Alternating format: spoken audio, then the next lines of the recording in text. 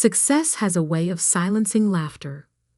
One minute you're sitting at your family's Thanksgiving table, enduring their mockery of your dreams, and the next you're signing million-dollar contracts while they scramble to understand how they got it so wrong.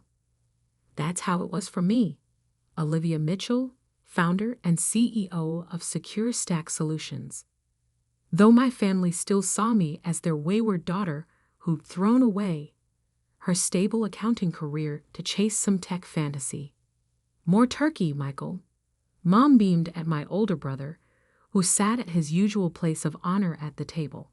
Michael, the golden child, the Harvard MBA who'd landed a cushy executive position at Anderson Global, one of the largest consulting firms in the country.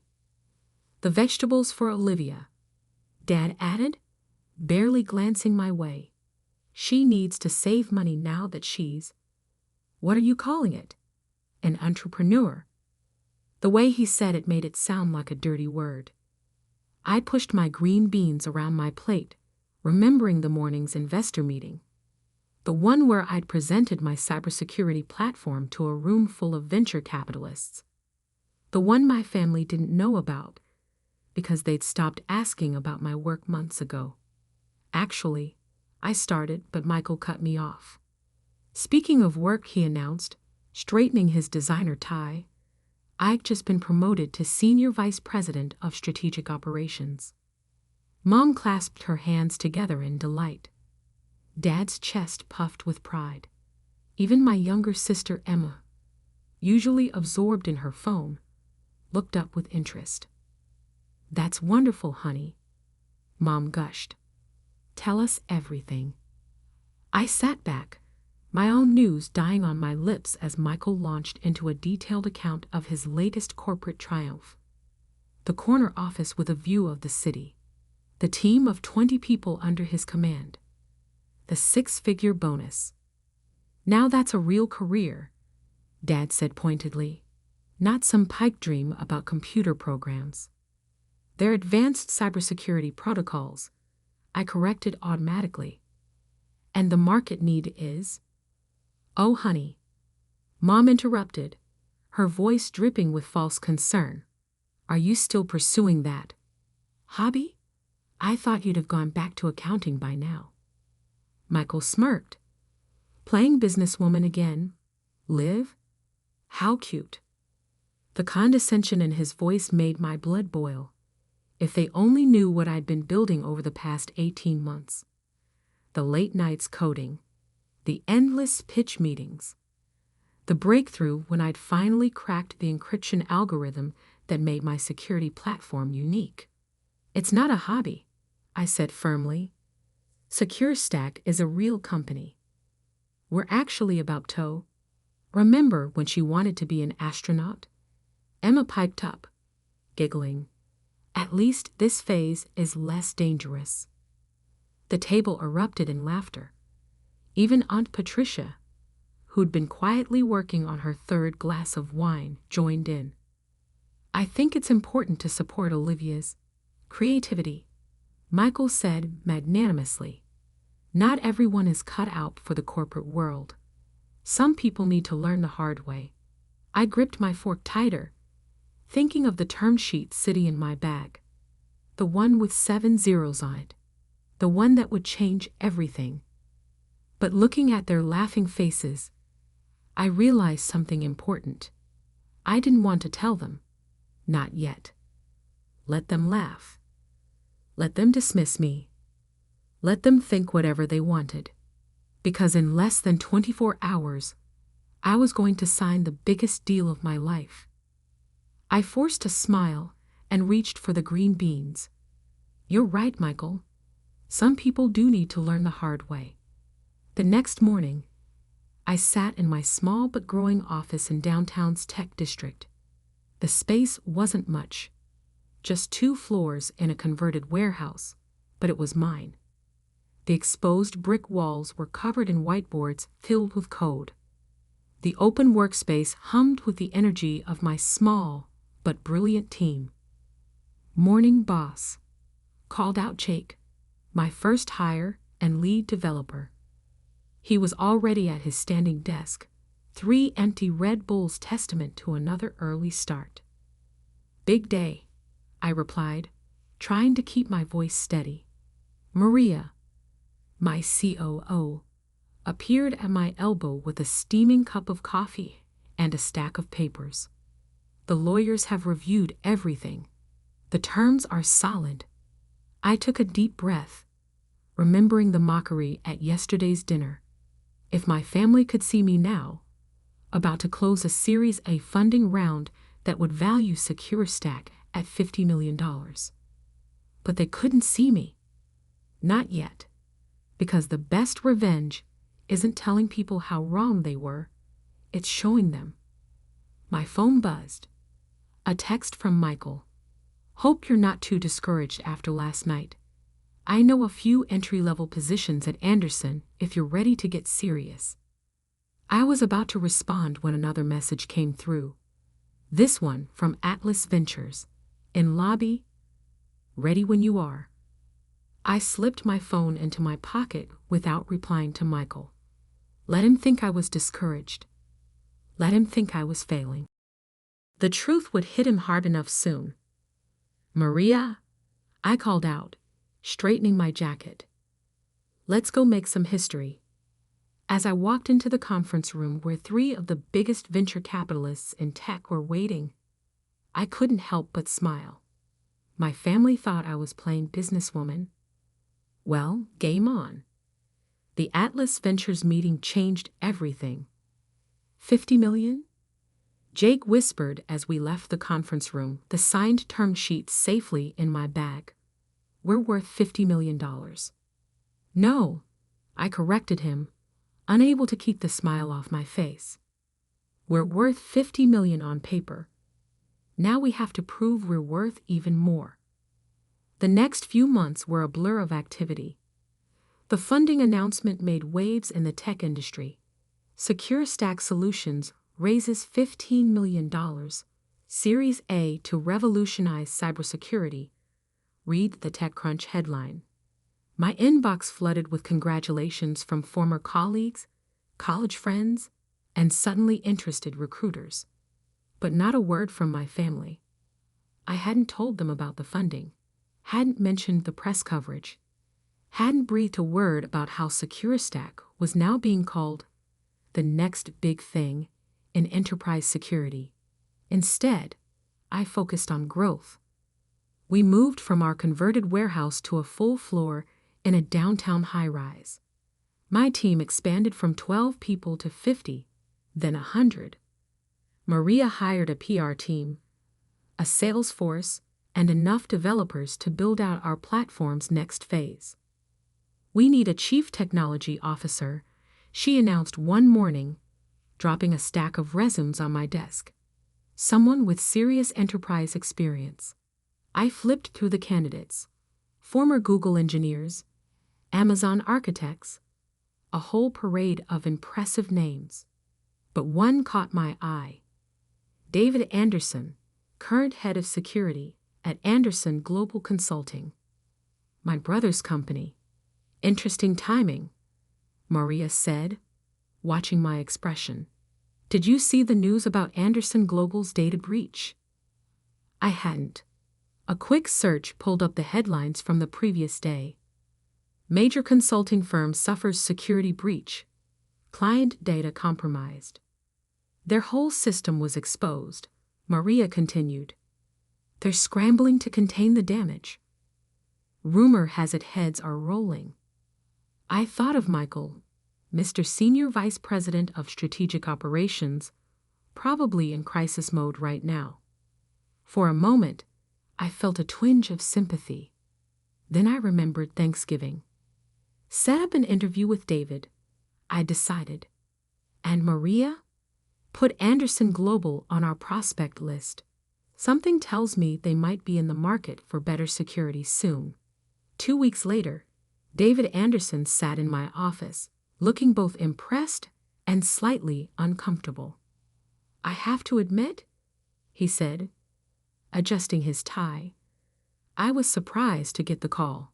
SecureStack's reputation in the industry is remarkable, especially given how young the company is. We move fast, I replied, unlike some larger, more traditional firms. He winced. About Anderson Global. You've heard about the breach? I have. Sounds serious. It's worse than they're admitting publicly. The existing security infrastructure is outdated, management refused to invest in upgrades, and now, he trailed off.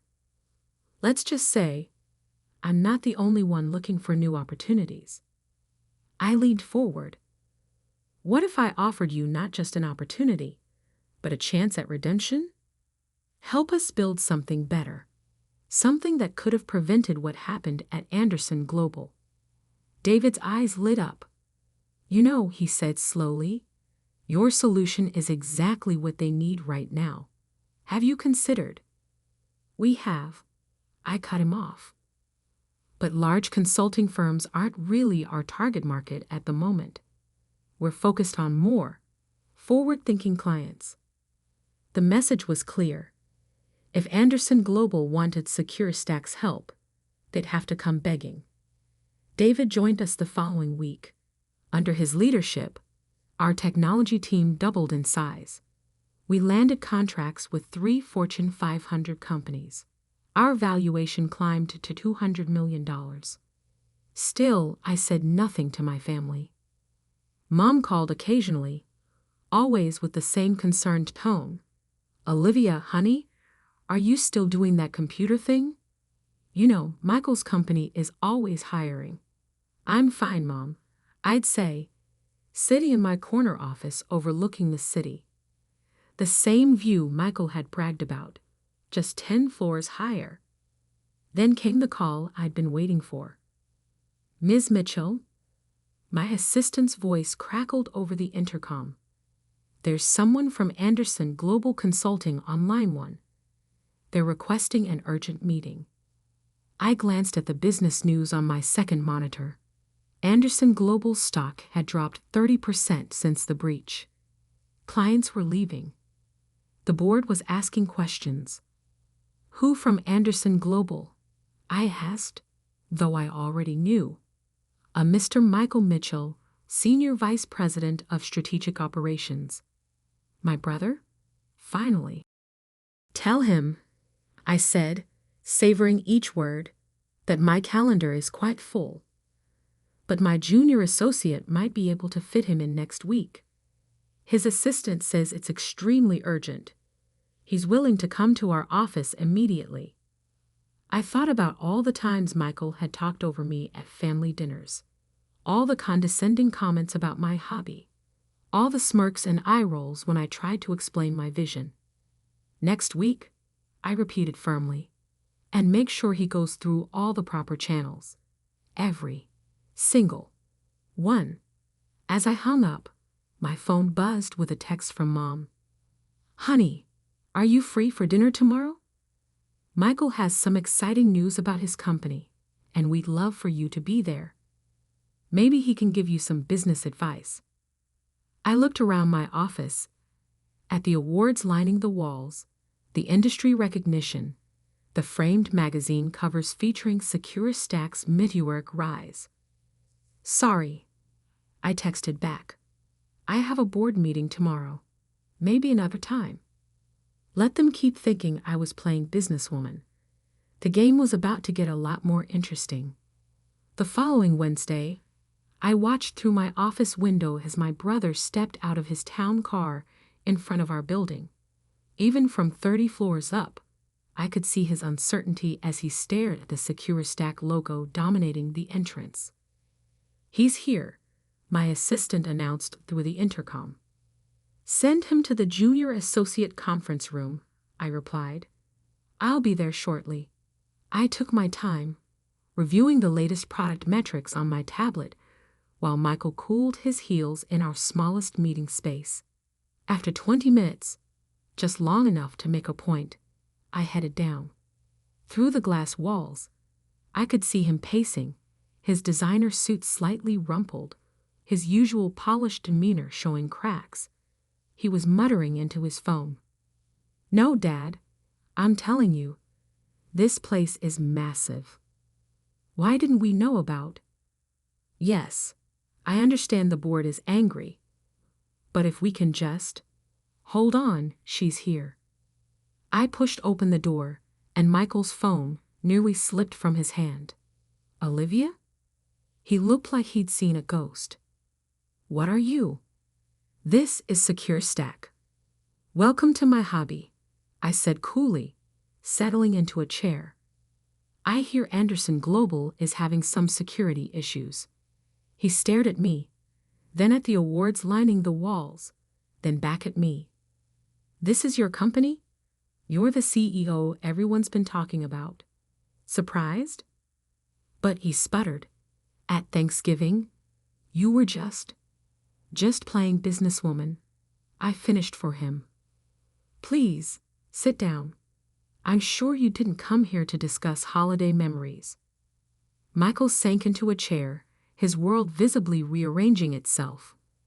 The breach, he said finally. It's worse than we thought. We're losing clients daily. The board is threatening to clean house. We need the best security solution on the market, I supplied. Which, as it happens, we provide, for the right price. Name it, he said immediately. Whatever you want. The board has authorized. I held up a hand. First, I want to know something. Why did Anderson Global ignore all the warning signs? David told me your security infrastructure was outdated years ago. Michael's face flushed. You hired David? Look, it was a budget issue.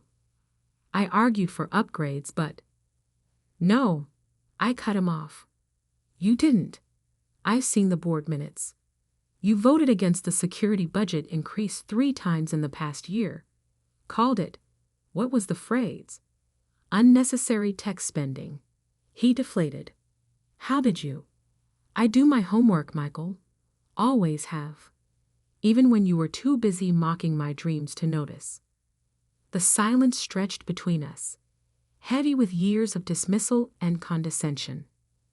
I'm sorry, he said finally. We were wrong. I was wrong. Yes, you were. I opened my tablet and pulled up a contract. Our standard enterprise package starts at $2 million annually. Given the scope of Anderson Global's needs, we're looking at closer to $5 million, plus implementation costs. Michael's eyes widened at the numbers, but he nodded. That's fine. When can you start? Oh, I won't be handling your account personally, I smiled. As I said, you'll be working with one of our junior associates. Anderson Global will be our smallest client after all. Smallest? He looked stunned. But we're a Fortune 500 company. And we protect half of the Fortune 100, I replied. Like I said, homework. Just then my phone buzzed. A text from Mom. Honey, Michael missed family dinner tonight. He said something about a work emergency. I hope everything's okay with his company. I showed Michael the text. Should I tell her, or would you prefer to? He ran a hand through his hair, looking suddenly older. Can we keep this between us? Just until you're ready to admit you need your little sister's help? I finished. Fine, but I want something in return. Anything. Next time I'm at family dinner talking about my company, you sit there and listen. No interruptions, no condescension, no playing businesswoman comments. Deal? He nodded slowly. Deal. After Michael left, clutching the contract and looking shell-shocked, I called Mom. About Thanksgiving dinner next week, I said. I'll be there. And I have some news to share. Oh, honey, that's wonderful, she gushed. You know, if it's about a job, Michael might be able to. Actually, I cut her off. It's about my company. We just landed a major new client. You might have heard of them, Anderson Global Consulting. The silence on the other end was deafening. 3 days later, David forwarded me an internal Anderson Global email announcing a major new security partnership. At the bottom was a note. All inquiries should be directed to our account manager at SecureStack Solutions. I had it framed and hung it in my office, right next to the magazine covers. The following Thursday, I sat at my parents' Thanksgiving table again. This time, when Mom asked Michael about work, he just said quietly, "Why don't we let Olivia tell us about her company first?" Dad nearly choked on his turkey.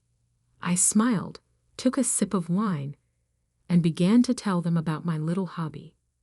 The one that now protected billions in assets, employed hundreds of people, and had just saved their precious Michael's career. Success, as it turns out, does more than silence laughter. Sometimes it changes the whole conversation.